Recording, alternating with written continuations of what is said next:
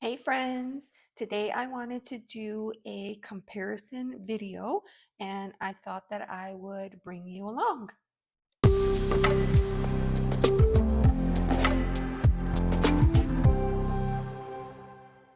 I recently did a video where I unboxed a deck that I have had in storage for about close to 3 years, and that is my Cirque du Tarot.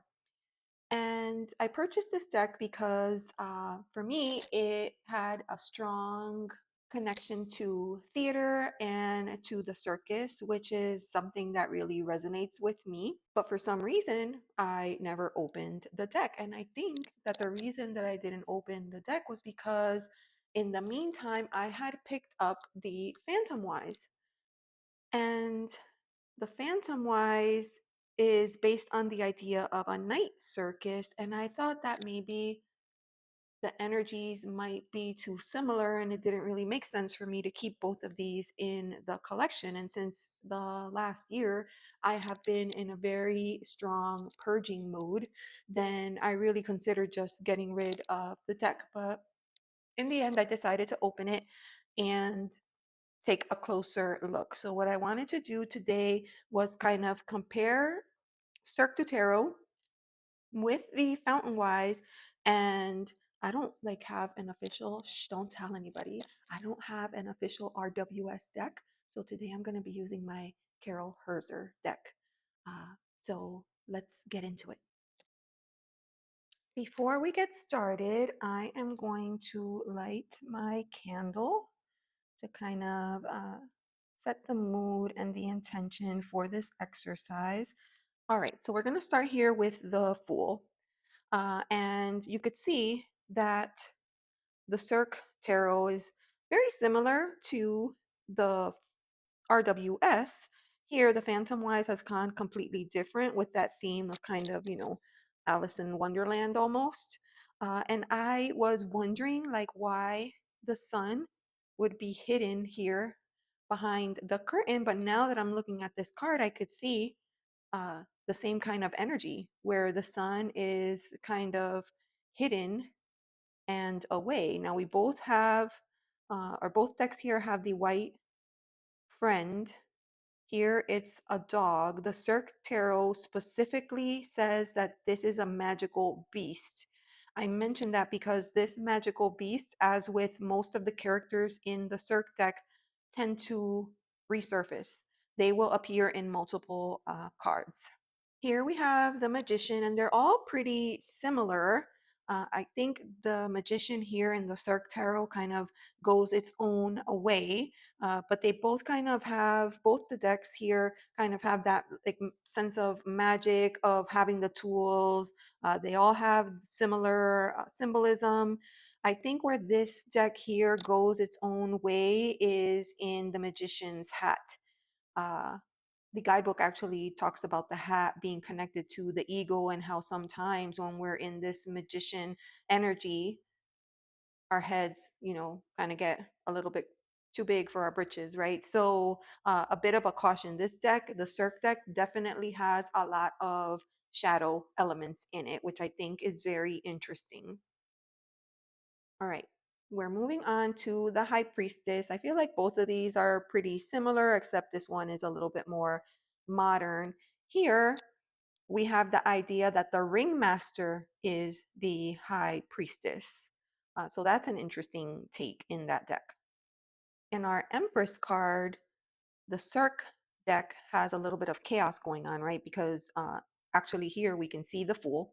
The Fool's like running around trying to get all of the rabbits, right? This is the idea of flow and creativity and abundance. In this deck, we kind of see that things have gotten a little bit out of hand, but I love to see the Fool kind of running around in the aftermath of, here's this idea, creativity comes in, things get a little out of control, and then the Fool, who is the person who is actually on the journey, is the one that has to run around and bring everything back into alignment. So I really like that in this deck. Otherwise, we all have, actually both here kind of show the same thing, right? Just arresting Empress, nurturing the pregnant belly, and resting and relaxing, although this one just kind of seems like they have more of a take care of me mindset. Our emperors here are all a bit unique. So we have this one. For me, this looks a little, I don't know, has a little bit of an Egyptian theme to it. And then this emperor is just different, right? You have this idea, physical strength and size is not what makes you an emperor. And I like that call out because emperor energy is not dictated by what's on the outside. It's what's on the inside that counts. And here on this card, I'm going to pick it up and show you, we can see the fool kind of mimicking or mocking the emperor. So it's interesting to kind of see this perspective, but I love it. It's unique, it's different, and uh, I like to see decks that flex a little bit in terms of the interpretations, because if it wasn't for that, then we really wouldn't need to have so many different decks in our collections because they would all read the same. So now we're on to the Hierophant, and here we have, an elder. You see all of the books, so there's that idea of knowledge. Instead of the two willing disciples, we have the two pets over here, and then over on this side, something completely different, right? The stage manager, the person that's behind the scenes that is bringing all of this together, an expert at many different things. So people come to the stage director to get guidance and instruction on a next step. So it's a perfect idea when you have this, theater spin on a deck. I feel like the lovers card, it's the lovers card right here. We have two on a swing here. We have two characters that have kind of tucked away backstage somewhere, maybe in the prop room, maybe in wardrobe, and just having a moment to connect and be with themselves. So I really like that. Here, we have the angel. You don't see that here, but you do see this prop in the background, the angel wings. So I really do like that. All three chariots are just completely different. Here we have the idea of a hot air balloon. Now, I'm also working with the Tarot of Oneness, and that deck is using the hot air balloon as the hangman, right? Perspective. So interesting to see that the chariot here is represented by the hot air balloon. And then here we have a massive prop that requires many stage hands to kind of pull it into place. And what I love about this deck is that you're going to see the Fool as well as other characters come into various of the cards.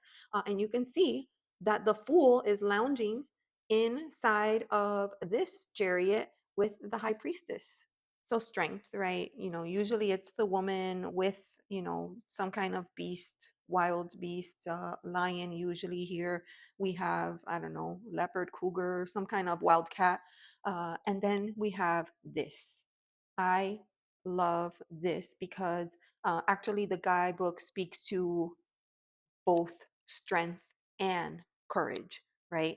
Strength to be able to hold in a situation, and courage to be able to balance gracefully under any situation. And I like that interpretation quite a bit. I feel like this deck here has a mood, it has a vibe. And so does Phantomwise, but they're different. They're so different. The moods are different. Now we have our hermits, and they're all, similar in a way. So we have the hermit here, with their staff and their lantern, and they're headed through, this foggy space. And then here you have the idea of the hermit in isolation, right, with nothing but a lantern, kind of in a meditative pose. And those are all themes really connected to the hermit. So different, but the same. Now we have our wheel. So here we see that the wheel is being lowered. And pay note down here because it looks like there's an archer. We have some trapeze artists and the idea that things in the sky from the viewpoint of a trapeze artist, things are constantly flexing and moving, and the timing has to be just right in order to have a successful change. If this figure wanted to loop onto this figure to continue the show, right? Like there's certain things that have to come into place in order for that to happen. Otherwise, the figure could plummet, right? They could fall, and hopefully there's a net below to catch them, but it just kind of gives that idea. Whereas here it's just that pinwheel, right? And the fact that there's constant change and evolution. I always connect spirals to growth, to change, to evolution. So also very curious interpretation. Now with justice, we have, here's the sword, right? We have this one and this one with the sword. Here we don't see the sword.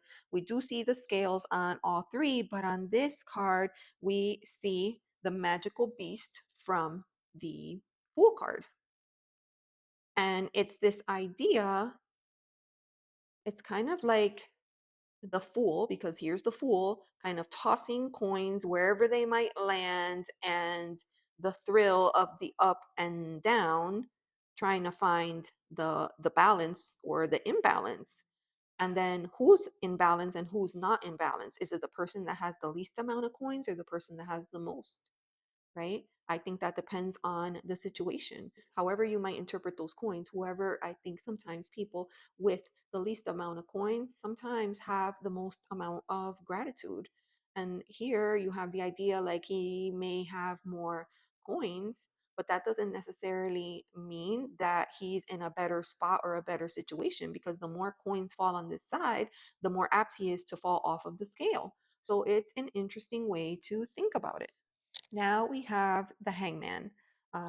So here, we have the performer. I don't know, maybe this is the magician hanging upside down in a pause. And then here we have the character slowly being lowered into the fishbowl. So this is that, idea of putting someone who is uh, trapped per se, in bondage of some sort, into the pool of water, and because it's a fishbowl, the audience will be able to watch the magic of the escape. So it's interesting, for sure, especially because there's two fish in the fishbowl, and these two fish also make appearances further on in the deck. It's just a cool way to think about it, right? Because in this view, you are kind of reminded that you don't have a lot of time. Like, hangman energy doesn't mean that you have all the time in the world to hang out there. Like, you have to be nimble, and use your time to your advantage. So it's an interesting perspective. Now we have the death card. I always loved this interpretation here of death, the young lady with her scythe and her umbrella covering her face, so you don't really know. I always really like that. And then here you have what is clearly, uh, you could see here the magician's hat, you could see the fool's knapsack, and what looks like the stage, um, the ringmaster's garment, right? And this idea that if the fool has passed through all these various stages, eventually part of that fool is going to end, because the fool is going to emerge in a new and different way. And there's no way that you could go through these type of experiences and come out on the other end exactly the way that you went in. So I really like how they've done that in this deck. Here we have temperance, and they're pretty similar. I always smile at this one because it reminds me of Glinda from The Wizard of Oz, the dress. But all three angels, we could see the wings. Um, Here we see the fluid, the liquid moving from one vessel to the other, right? From the teapot to the cup. And then over here, we don't see that as much as we do the two hands with that energy orb in the center. And it's that idea of using your energy and maintaining the energy without letting it get too big or without letting it die out. It's that middle ground. I still don't understand why they decided to blindfold temperance here, but still a pretty card. Here we have the devil. I always like this devil here. I don't know why. This character reminds me of like when maybe if you go to a gambling spot and you're about to sign your life away, you're making the deal with the devil, and the devil couldn't be more pleased to be the one that takes your life from you. And then here, believe it or not, I mean, this is pretty standard, right? Like we have the devil figure, we have both of these figures here who are, in bondage, chained, and at the whim of the devil. We see the enclosures up here where they're likely kept. It's just interesting though. I love this image, and I like how they depicted the devil. Now we have the tower, so here you have the clock tower being blown up, and this just looks like a tower on the stage. But what I think is interesting is you have this one figure in the window just kind of taking it all in. And these figures just kind of seem like it didn't seem like they fell out of the tower. It seemed like they're willingly leaping in. And again, that's an interesting take because most of the time what you see is this figures being ejected out of the tower that they were clinging to. Whereas here you see them saying, you know what? Yeah, we're getting out of here. Now we have our star, and very beautiful. These two are quite similar, except that here we see her forward facing, and here we just see the back of her. But what I think is interesting about this star card is that we have, let's see, one, two, three, four, we have five figures around. And it looks like a little bit of sacred geometry. And the book speaks to the fact that sometimes little stars make up bigger constellations. Now, think about what that means for a minute, right? Yes, it's awesome and amazing to be the central figure, right? To be the star. But sometimes the star is a collective. It's more than just me and you, it's a group. I love that concept. Here we have the moon. I always like this energy here, the cat and the moon, and maybe even a little bit of eclipse action happening here. And then this I find really beautiful and interesting as well. The moon is represented as a person, and the person looks approachable. What is it about the moon card when it shows up in a reading that makes us cringe, that makes us afraid to do that inner work, to face the fears that we have inside, right? This moon looks approachable. You can see all the little hearts here, the fool with his magical beast, and the crustacean. I mean, it's really beautiful. I like how different this card is. Now we have our sun. I mean, they all kind of represent the same thing in different ways. This one uses the sunflower. This one is more like a giant fireball. But, the same idea. Now we have the card of judgment. Again, it has a little bit of Egyptian theme in this card with the idea of balancing the heart and the feather. And this card, initially, when I looked at it, I kind of felt like this figure looked like the Queen of Hearts in a sense. And then you have the magician in the background. Sorry, not the magician, the fool. The fool is in the background.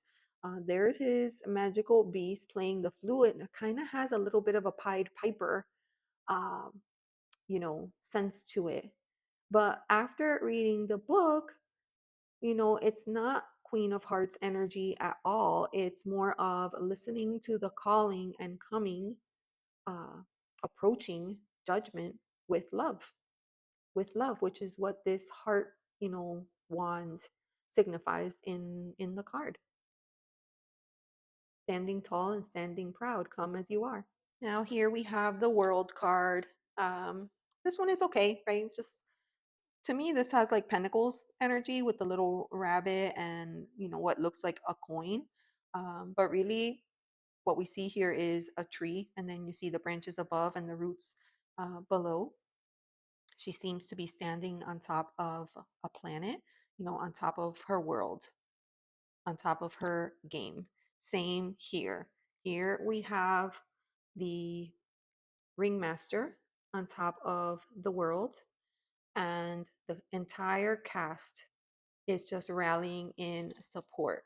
Because with these performances, everyone plays a part, but there's always one person that you are looking towards to help bring it all together. So, how beautiful is that idea that it's the high priestess, that we connect with the high priestess, and that's what helps us get to the end point, get to the world. Here we have the Suit of Wands, and in the Cirque deck, the wand is represented by an actual magical wand. Now we have the Two of Wands. So, kind of the same idea in both of these, right? The idea instead here we have two branches and a cat, but the idea that you are kind of here looking out at what could be. This one is a little bit different because you have the idea of the two wands creating all of this energy, and it becomes more of, I think this card represents visualization more than anything else. The idea of visualizing what it is that you want to create.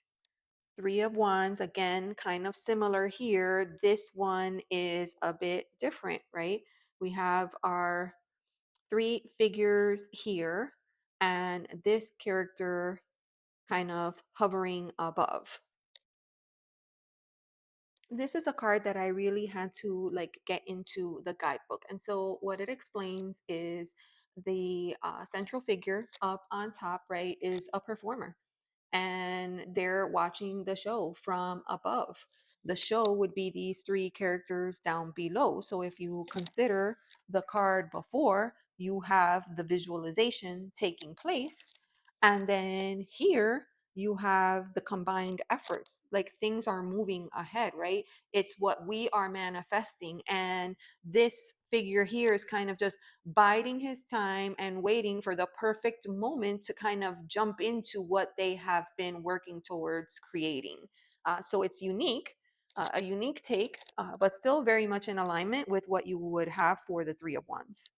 Four of Wands, card of celebration. Here you see, I don't know, what could be like a wedding cake. And then here we see the two figures in a delicate pose. There's definite trust and a balance between these two figures.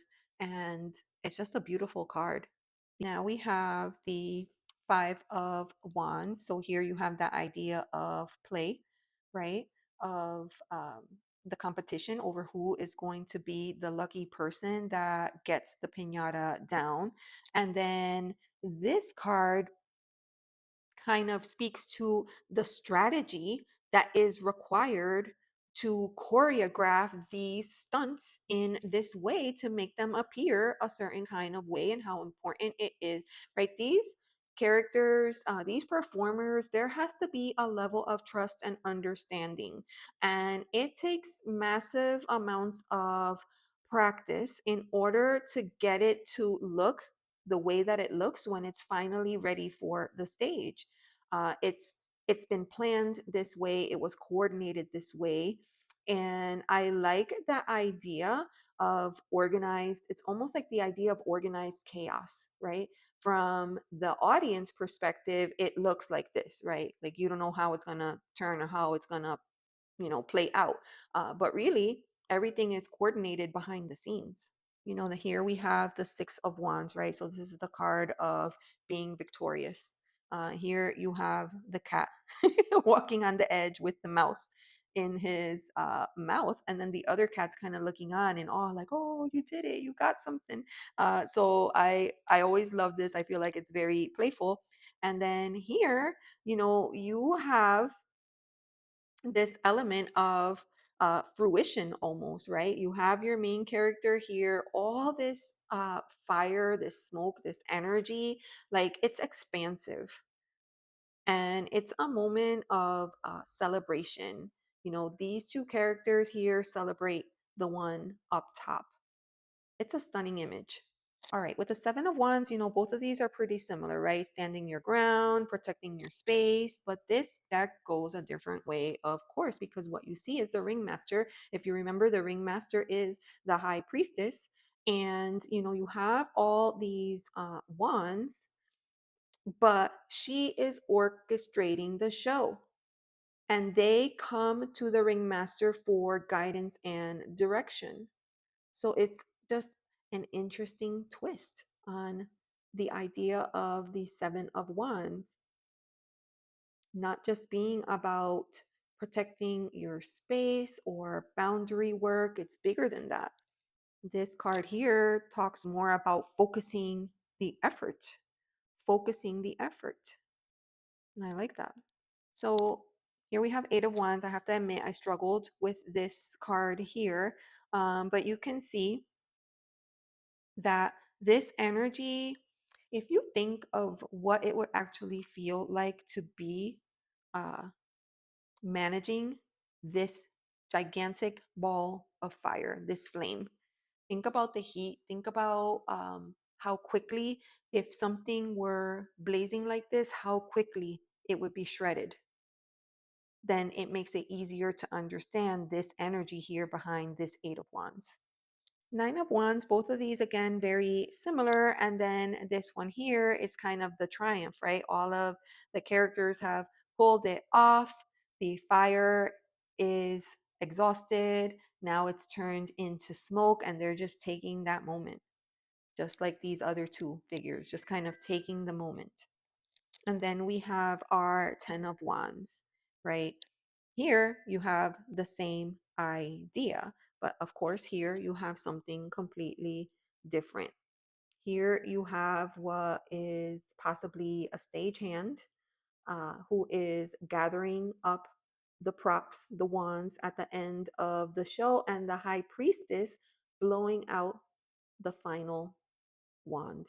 Court cards could be some of the most challenging cards to read in the deck, and you really have to have a good handle of what each of the courts means and represents. If you don't, then this is where it becomes very important to um, have cards that are scenic and descriptive, right? So, here you have the Page of Wands. Usually it's shown as a younger energy, enthusiastic and excited about getting started and putting into practice the the things that they have been learning, right? They're students.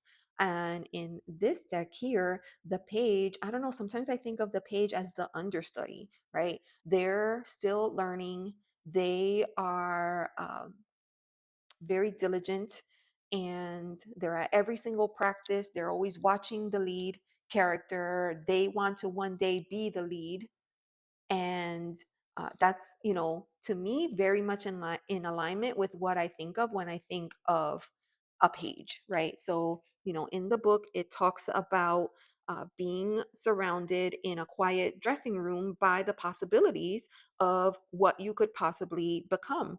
Each of the pages is preparing for a very specific role that's going to require them to be flexible, focused, and aware, right? And it talks about how there's something magical about this moment because it's the beginning of what could be, bursting with potential, right? That's the energy of the Page, that first step, and it's about not rushing things because there is so much to learn. So when you consider that in terms of theater or performances, then it makes a lot of sense. Although looking at this page, you wouldn't have the idea of you wouldn't have those ideas, right? I feel like with this deck you do need to have a basic level understanding of the courts and what they mean.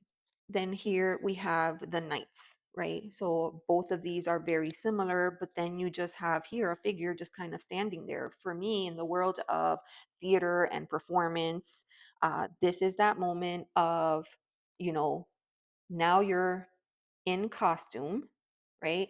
Like this work here is done. Here, you're in costume. You've already cleared hair, you've already cleared makeup, you're dressed. So this is where over here you have, the idea of kind of like the understudy, everything that happens before. And then here you're in your costume. You're in your costume. There's something, if you've ever done any kind of stage work, there's something magical about the moment that you do your hair and your makeup, you're in your costume. Now it's like you're a different person. And I love how this deck has captured that. For anyone that has done theater, it's not just going, and getting your costume on and fitted and doing your hair, doing your makeup. Now, once all that is done, now you have to get into character, right? Just being dressed the part doesn't make you the part. You have to get into character. And a lot of actors approach this in different methods, right? There's many different acting methods, but that is the energy of the queen in this deck, right? It's the act of getting into character. It's that, having the element, coming in contact with the element and knowing it inside and out. It's like stepping into a part, right? If you, for example, me, when I sit at my work desk, I become Elizabeth, the worker. I'm just focused and ready to get done what I need to get done. And when I'm done with that, I step into a different role, right? I become Elizabeth, the mom. This didn't get done and that didn't get done, and you forgot here, and come back over here and help me with this, help me with that, and all the things, right? That come with being a mom. When I step into this space, I become Elizabeth, the more intuitive me, right? And that feels a certain kind of way. And so that is what I think of when I think of the way that this deck has treated the court cards. And then lastly, we have our king, right? Full command and control of the element, and now you're ready for the stage. This is the preparation, like all of the things that you do on the inside with your element. And this one is the action that you're going to take as a result. Oh, it's good. Now we're on to the aces, all very beautiful. I really love the color palette for the aces in this deck. And then, for anyone that's watched my channel for a while, you know that I struggle with this, with monotonous, or not monotonous, monotone decks or black and white decks. I just really struggle with them. For some reason, I felt called to this deck, so I got it. And now I can't seem to part with it because it's unique and different, but I do struggle with that. This is my favorite colorway though. Now we have the Two of Cups. Each of these are done slightly different. So, the traditional here, you have the two cups and the two bunnies kind of looking at each other, that idea of coming together. And this one, it just blows my mind because this is the idea. This figure here is like a guardian angel. That's the best way to put it. It's like a guardian angel. And the figure, right? The performer, they're in their clamshell, living their best life. They've raised their cup. Their cup is full. They don't know how their cup is full. They just know that it is. Well, you know why? Because a lot of times we are being blessed and guided and protected from above, right? We don't know it. We don't see it. It just happens. We trust that it happens. And I love this idea that instead of being a romantic relationship with another person, right, or an energy of a magic between two souls, that is actually spirit that fills you and propels you. Here we have our Three of Cups, and I just have to say, this Three of Cups, my God, this one, at first, I was stumped by the fact that this figure looks so concerned. I guess I would be too when you think about who shows up in this card. So let me bring you in. You could see this is the High Priestess, the Hermit, and the Devil, together and not together, because what we see on the stage is a flood of water, right? And it's not like smooth water. Obviously there's action, there's movement. I love that representation, and their boat is actually an umbrella.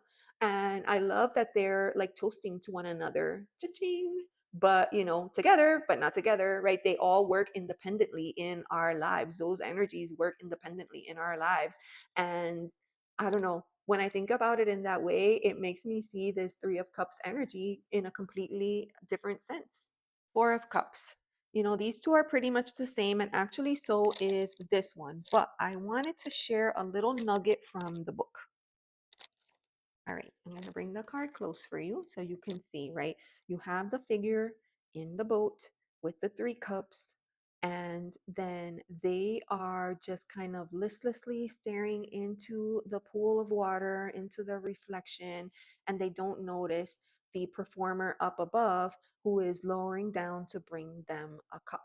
Right? So, very similar idea to the other two cards. Where I think this card brought something different for me is that it says in the book, there is normally a good reason for this sort of energy, which means it is more productive to just flow with it, right? Don't fight it or try to fix it. Just lean in and ride it out. I don't know that I've ever thought of the Four of Cups in that way. When I look at this card here, I think, gosh, that guy is so stubborn. Like, there he is, focused on the three cups, and he doesn't even notice spirit coming in with an additional cup. But this is suggesting there's a reason that you're in this energy, and it's important to honor those feelings and write it out. Five of Cups, right? Well, you would expect the three cups down here. You have the two cups up on the shelf. I love the chaos of the behind the scenes here, where the stagehand was clearly tasked with making the coffee run, and they spilled three cups of coffee. Well, depending on who these cups of coffee were going to, this could be like the end of your life. um, so it's a cool interpretation. It really is. Six of Cups. I love this one here with the bunnies. First of all, in this deck, I love the use of the bunnies. So you do get the idea of, like, I don't know, having this whimsical tea party. But this card here is super cool because, you have this whale here in the background, and then you have this lovely damsel in her clamshell. She brings a cup, and tethered to those cups are the three balloons. But our fool doesn't notice her. Because why? Because he's trying to give flowers to the magical beast. And so this is again that warning of it's okay to revisit the past. But if you sit in that space for too long, you never will have time to notice what is right in front of you in the present moment. All right, so Seven of Cups. All of them have the same idea right here. There are seven empty cups, and each vessel is completely different. And then here, all the vessels have something within them. Here, what is different is that you have this, I don't know, creature, monster, tentacle looking beast with one eye. And I was thinking about that, like, one eye, that would make it challenging to see. But then I think about me as a person who wears glasses and needs help seeing. If I don't have my glasses or my contacts on, I find myself squinting so I can focus and see better. And that's what this card is suggesting, the idea of focusing what you're looking at so that you don't become overwhelmed by the choices. Eight of Cups. I feel like the cups is my favorite in this suit. Eight of Cups, right? So here you have the figure pulling this massive prop. It's in a precarious state. You could see that it's wobbling, and soon this is going to crumble and fall apart. But guess what? When that happens, it is going to make it so much easier for this figure to pull the prop because they're not carrying all of the extra weight, all of the extra water weight. And it's going to be important that they don't look back. Just like here, just like here. It's important that they don't look back, because what happens if this figure turns around and notices that the cups fell down? What are they going to do? Well, likely they're going to stop and they're going to try to gather all the cups and put them all back and put everything back into place and rebuild it all before they continue. Nine of Cups, the card of all the things here. These two figures are similar. Uh, they're just kind of taking in the moment. Same here, taking in the moment. It's interesting. You have this mermaid figure here. Here is the, not a whale because I could see here. What do you call those again? I forget. Every time I see one, I think of Buddy the Elf. Bye, buddy. Hope you find your dad. You have the fish here and the other fish here swimming in the cup, right? And this moment is not gonna last. This moment is not gonna last, but it's important to just be in the moment and recognize it for what it is right then and there. And then the 10 of Cups.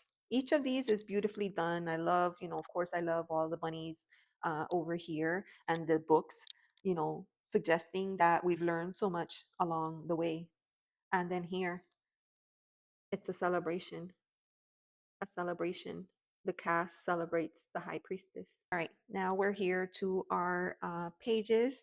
I've already kind of given a little bit of the explanation from the book in terms of the court cards, so I'm not going to do that here. But you can see here the Page of Cups is getting ready, and you know, our traditional page. And then here we have, you get the idea of the whimsy just on her outfit that she is wearing with her bunny ears, right? And then here we have the knight. I love this knight because, you know, sometimes you think of the different elements of the Knight of Cups, and I like that this one shows the playful side. Here we have our queen, all beautiful, and I just want to mention, first of all, I love that she's standing here by the water, by the ocean. Um, that although I understand what the creator was trying to do and the idea that she was trying to get across with the court cards in this deck, um, it is a little like wah, wah. Like you almost wish that there was more than just okay, and I'm non-binary figure, and these are all the different stages of you know, going from learning the part to you know, going through hair and makeup, right? That's like the costume rehearsal, and then working with the element, and then going on stage. I do appreciate all that, but I do see that this is just like, if I got this queen or this queen, I feel like I have more to work with than I do with this one. And then we have the kings. These are very similar. All right, we have the aces. I particularly love this ace uh, because I love the question marks over his head, right? And I love the fact that the stage manager is in the background. Like, he's probably freaking out because he forgot his lines. And she's trying to get his attention, like, let me feed the lines to you, because that happens, right? Sometimes you forget your lines, and there is someone in the background that helps to feed the lines if that should happen. But he's so nervous that he doesn't notice. So I love that. Two of Wands. I really like this one here. It talks about how important it is to be centered and balanced in order to pull off these complicated moves, decisions, if you will. And then we have our Three of Swords. I really like this one. When I first looked at it, all I noticed was the shape of the broken heart that was created through lighting onto the backdrop. I didn't even notice the fact that we have three figures on a hoop, each with their sword, as though, you know, they're proudly displaying their pain. How many of us, when we're going through these moments, try to hide what we are going through? I love this card for that reason. We don't have to hide. We don't have to hide everything that we're going through. That has an element of shame, I think.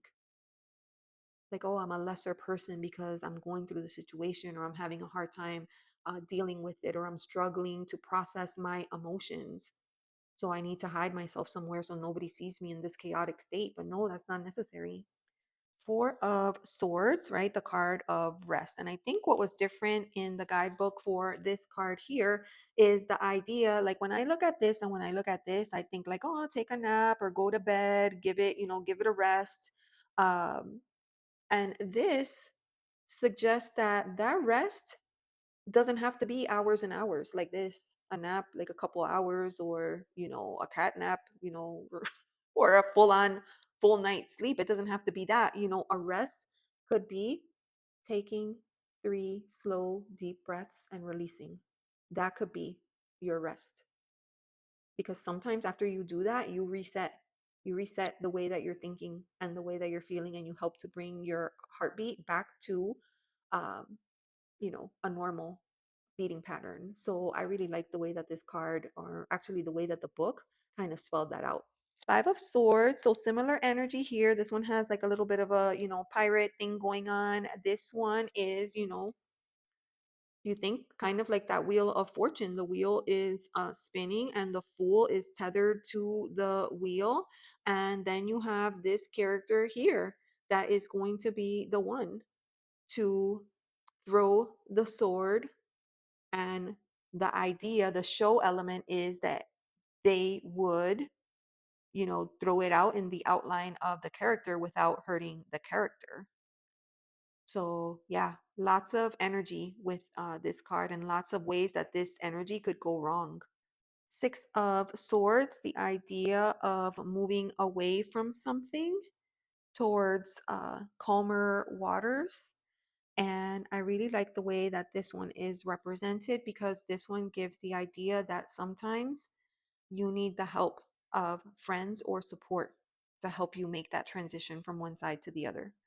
Seven of Swords, right? The idea of something is hidden from you that you're not aware of. You don't know who's right or who's wrong.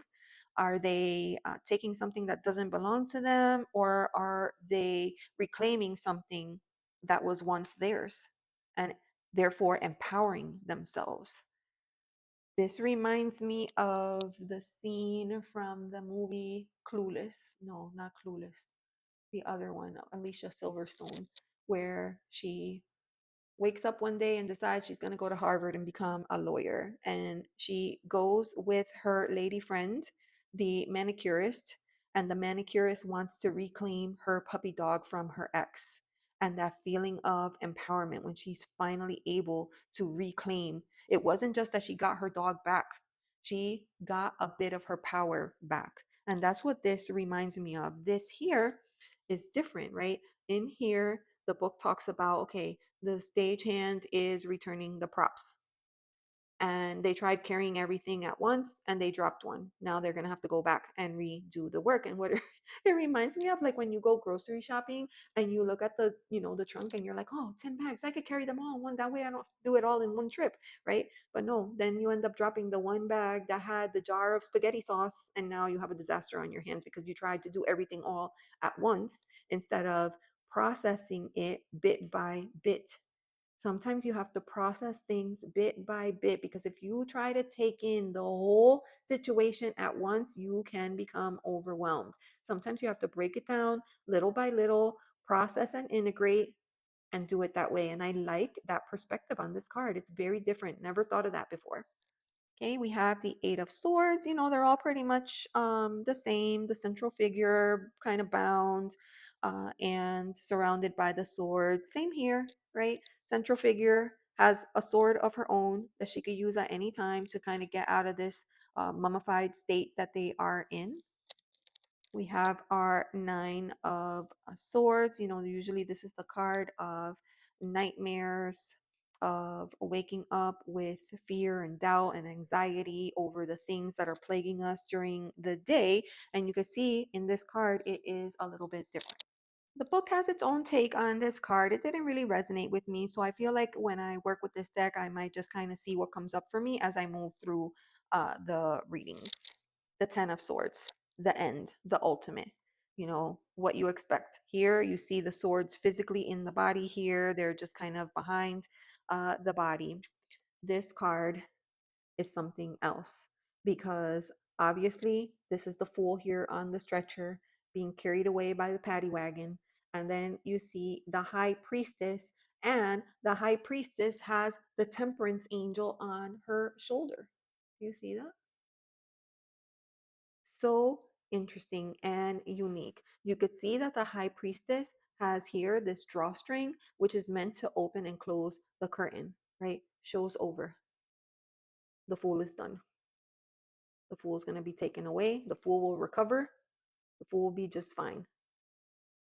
But just an interesting way. And the twist of the Temperance Angel, knowing that sometimes this has to end to restore, to bring things back into balance.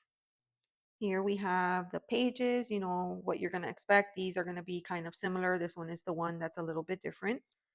We have the Knight energy, our Queen, and our King. Now we're on to the aces. And I have to admit, in this deck, the ace is probably my least favorite suit. But let's get into it. You have the figure here that is going to be receiving the pentacle, the new start, the beginning, the intention, the seed. This card was done pretty well. I think, it represents that idea of juggling and balance and finding the right way to have these two gears connect Otherwise, there's going to be grinding. And I don't know if you could see, I'm going to come up closer here, but right on top, you see the figure trying to like keep everything going. But you can see this has become way bigger than the figure. And then here you have, three, the card of, teamwork and collaboration and doing the things. This one is a little bit pippish. I do like the way they did this one, the three gears and the three figures working together to get all the moving parts in place.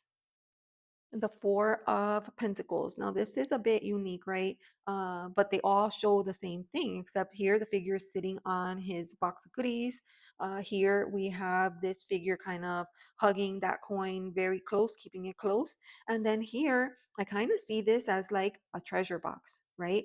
And then this concept of, you know, do we treat our treasure boxes, our funds, the things that we are collecting like a treasure, and then do we become slaves to those collections?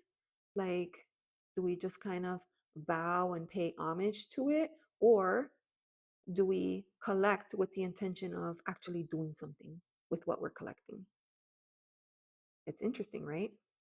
This always reminds me of that scene from Aladdin where Jafar takes Ali out to, the desert, and then the cave of wonders opens up and you know what's in there. And, the idea of like, do I go in or do I accept life as it is in this moment? Because there's going to be a cost. That's what it reminds me of. Five of Pentacles. I really like the way that this one was done. This one, of course, as with this deck, is done completely different. This is the idea. This speaks to FOMO, right? Fear of missing out. And you can see that the character hooked on to the rocket ship that the High Priestess is riding, because that's the ringmaster up there.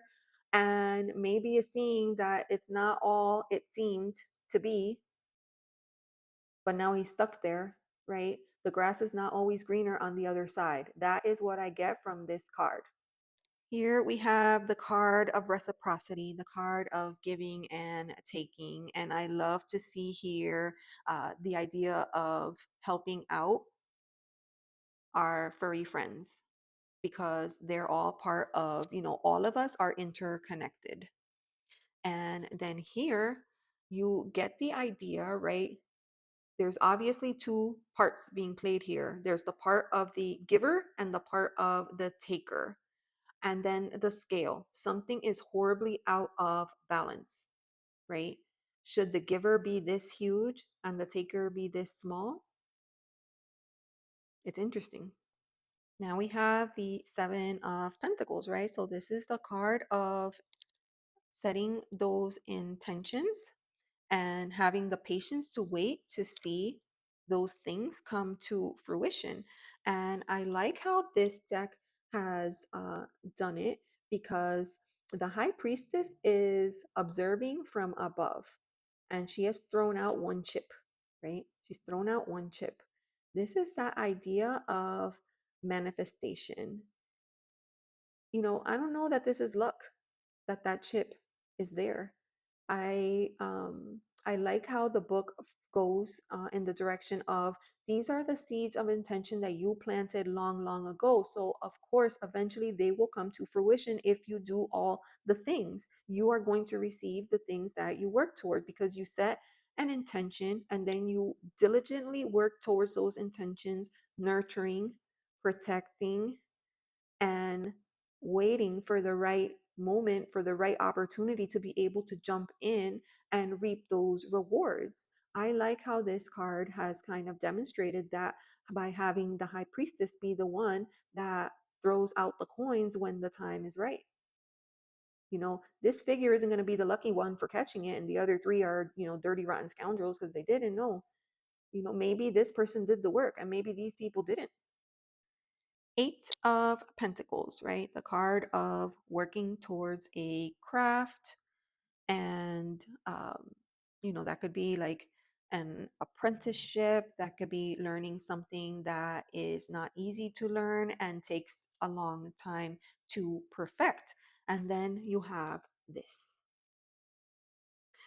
What even is this, you might ask? Well, let's take a look at the book. This card talks about the idea that what you have done and what you have accomplished didn't just happen on its own. Other people played their part, sometimes big, sometimes small, but other people played the part in helping to get you to this point. And the book talks about how a lot of times we forget that it takes a lot of hands to make the things that we want to make, the things that we want to create. And it talks about the importance of, not just blessing your pentacles, but also to extend the blessings to all the people that played a part in this creation. We have the Nine of Pentacles. I, of course, enjoy these two. I felt from the very beginning that this one kind of had Queen of Pentacle vibes, but I could work with it. And then we have the 10, right? The end. I like this depiction, of course. I love this one here. But this one is quite interesting because we have this figure. Obviously, it's the end of the show. This person here is in charge of cleanup. So they have their broom, they're cleaning up all the disaster and the mess after a performance that not just the audience leave behind, but also, maybe even the performers, right? And in the cleaning, they have found this bag of coins, these 10 pentacles. And you can see off stage, off right, we have the high priestess and the devil. Let me zoom in. The high priestess and the devil are observing the figure, and it's almost like that idea of, the good angel on one side, the bad angel on the other one, whispering, and they're just kind of waiting to see what is he going to do? What is he going to do with the 10 pentacles? I'm curious myself. And here, the page, have our knight, our lovely queen, and our king. There we have it, the comparison of the three decks. I think overall, I may enjoy working with this deck quite a bit, but I'm gonna have to read the court cards my own kind of way because the deck, it took so much time and energy into, creating those characters. Um, it just falls flat a little bit. So I do agree with that. Like they probably could have done more with those energies. I appreciate what they were trying to do, but that's like the only part of the deck that I feel like, oh, I wish it would have been different. But now seeing all of these decks together, first of all, anytime I pair a deck up against an RWS, it's helpful as a learning exercise and a bonding exercise. So I always love to do that. But now looking at these two decks together, I realize how completely different they both are, even though this is like the nighttime circus theme, and this one is more of like a circus theme, with the element of theater tied into it. So very different decks and very different energies, each with its own mood and vibe. But that's it. There you have it. This one is longer than I ever thought or imagined. So sorry about that. But thank you so, so much for watching. Bye.